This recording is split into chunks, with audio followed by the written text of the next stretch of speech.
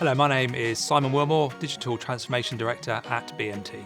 The biggest challenges that we're seeing in the industry around IT is particularly around the potential impact that AI is going to have around our business as a business of knowledge workers, but also in how we share knowledge with our customers effectively. The pace of change has meant that the challenges we're seeing around being effective knowledge workers, working with customers, has meant that actually our customers in some cases are expecting a lot more from us. They're expecting new ways to work with technology. They're expecting us to deliver faster because of these tools, things that are available. So we really had to accelerate what this means for us as a business and really start to get into how does this transform our delivery. Transparency help us in several ways. The biggest one is enabling us to really get the most out of the Microsoft tech stack, giving us the right skills and the right expertise to kind of answer some of those questions. Ultimately, we understand our business and what our customers need,